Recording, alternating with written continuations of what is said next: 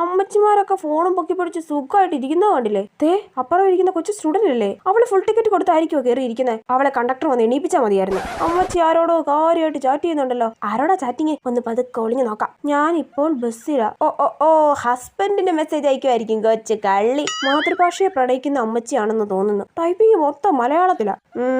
ഞാൻ ഹസ്ബൻഡിന്റെ വീട്ടിലേക്ക് പോകുവാണ്. അപ്പൊ ചാറ്റിങ് ഹസ്ബൻഡിനോടല്ല പിന്നെ ആരോടാ? ഓഹോ, എന്താ പിന്നെ അത് കണ്ടുപിടിച്ചിട്ട് തന്നെ കാര്യം.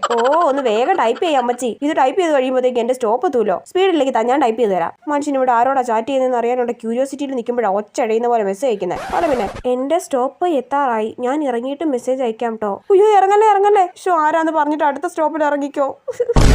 എന്നാലും ആരായിരിക്കും അത്? മനുഷ്യനെ സസ്പെൻസിൽ നിർത്തിയിട്ടാണല്ലോ തള്ള ഇറങ്ങിപ്പോയെ. വോട്ട് ഈ കൊച്ചാരോടാ ചാറ്റ് ചെയ്യുന്നേ? നീ ലൈവായിട്ടാണോ ചാറ്റ് ചെയ്യുന്നേ? കാണിക്കടി നിന്റെ ചാറ്റൊക്കെ, ഞാനൊന്ന് പരിശോധിക്കട്ടെ. മൊത്തം ഇംഗ്ലീഷ് ആണല്ലോ. ഷെടാ, ട്രാൻസ്ലേറ്റർ എടുക്കേണ്ടി വരുമോ?